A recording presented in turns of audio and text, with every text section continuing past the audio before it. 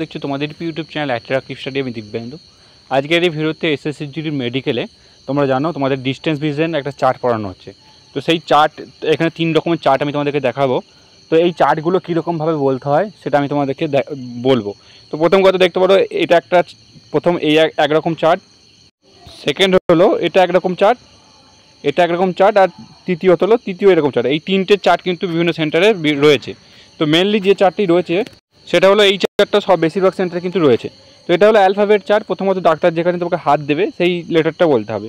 Mainly দেখতে পাচ্ছ এই যে 6x6 লাইনটা রয়েছে, এই 6x6 লাইনটা কিন্তু তোমাদেরকে এখানে বলতে হবে। অর্থাৎ নিচের যে 6x6 লাইন আছে এই 6x6 লাইনটা তোমাদেরকে কিন্তু বলতে হবে। ডাক্তার হয়তো বলতে পারে এটা পেন দেখালো, এটায় কি বললো, এই লাইনটা পুরোটা বলো, কি বলো এই লাইনটা পুরোটা বলো, এই লাইনটা বলো, এরকম করে কিন্তু জিজ্ঞাসা করবে।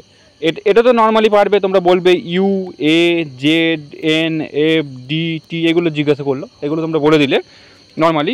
কিন্তু মেন যেটা হচ্ছে এই চারটা নিয়ে বেশিরভাগ জনের সমস্যা হচ্ছে। অনেকজনে হয়তো জানে না, বা অনেকজনে হয়তো জানো এই চারটা কীরকমভাবে বলতে হয়।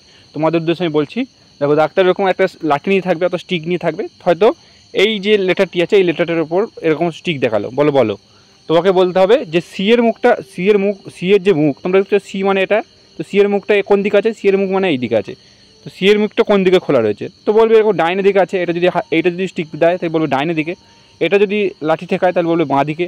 সিমিলারলি এর নিচেটা দেখো, এটা ডান দিকে, এটা তোমার বাঁ দিকে, এটা নিচের দিকে, এটাও নিচের দিকে খোলা আছে, এটা ওপর দিকে খোলা আছে, এটা বাম দিকে খোলা আছে, আর এটা নিচের দিকে খোলা আছে, এরকম করে বলতে হবে।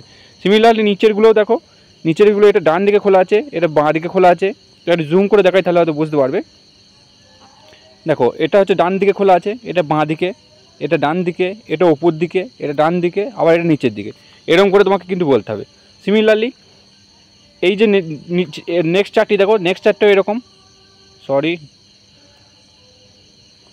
নেক্সট যে চারটা দেখো, এই চারটা তো ই, অর্থাৎ ওটা যেমন সি ছিল, সি এর মুখটা কোন দিকে, এটা বলতে হবে ই এর মুখটা কোন দিকে। দেখো এটা ই এর মুখটা কোন দিকে, এটা ডান দিকে, এটা কোন দিকে, এটা বাঁ দিকে, এটা কোন দিকে, এটা ওপর দিকে, এটা নিচের দিকে। এরকমভাবে একটার পর একটা স্টিক যখন যেখানে ঠেকাবে, যেখানে রাখবে সেখানে বলতে হবে। যদি এইটার ওপর স্টিক লাঠি রাখে তাহলে তোমাকে বলতে হবে ই এর মুখটা নিচের দিকে, তখন জোর গলায় বলবে।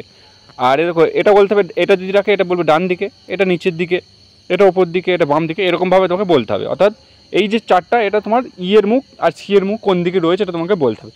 তবে এই যে ডিস্টেন্স চার্ট যখন তোমাদেরকে পড়াবে তখন তোমরা চেষ্টা করবে যতটা পারা যায় লাউডলি বলার চেষ্টা করবে, অর্থাৎ জোরে বলার চেষ্টা করবে।